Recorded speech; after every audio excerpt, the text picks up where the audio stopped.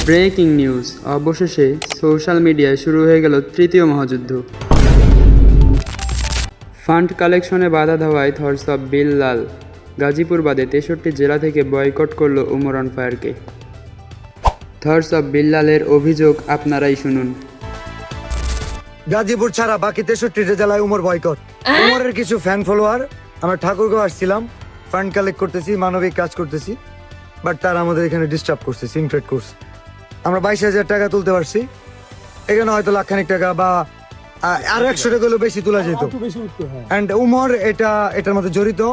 হয়তো ঠাকুরগাঁও আসছে, পোস্ট দেখছে, তার কিছু ফ্যান ফলোয়ারকে বলছে যে বিলাল ভাই যাচ্ছে অথবা যাবে, ডিস্টার্ব করো যাতে কাজ না করতে পারে।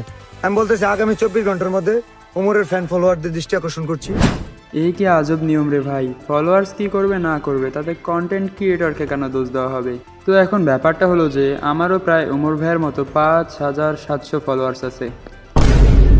ও, উমর ভাইয়ের মানে একটু বেশি আছে, তো যাই হোক, ওটা কোনো ব্যাপার না, কয়েক হাজারই তো বেশি। তো আমার ফলোয়ারগুলোও যদি উমর ভাইয়ের ফলোয়ারের মতো কোনোখানে কোনো আকাম কুকাম ঘটায়, তাহলে কি ভাই দোষটা আমার উপর এসে পড়বে? আমি মানি না ভাই। উমর ভাইকে তো বাংলাদেশের 63 জেলা থেকেই বয়কট করা হয়েছে। আপনারা এখন নিশ্চয়ই ভাবছেন যে উমর ভাই কোথায় আছে। তো আমি লেওরা সাংবাদিক এক গোপন তথ্যসূত্রে জানতে পেরেছি উমর ভাই এখন পলাতক হিসেবে মালয়েশিয়ায় আছে। তো আমরা এখন তার সাথে যোগাযোগ করার চেষ্টা করব। হ্যালো উমর ভাই, হ্যালো, আপনি কি শুনতে পাচ্ছেন? আপনি কোথায় আছেন এবং কেমন আছেন সেটা আমাদেরকে বিস্তারিত জানান।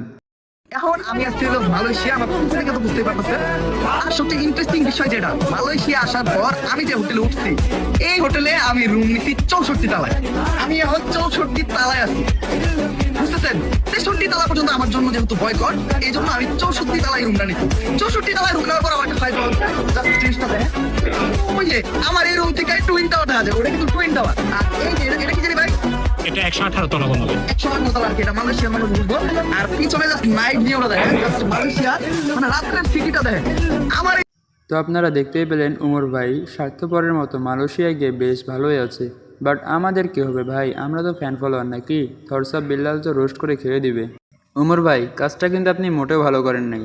প্রত্যেকটা ফলোয়ারের জন্য একটা করে পাসপোর্ট বানিয়ে মালয়েশিয়ায় নিয়ে গেলেই তো পারতেন।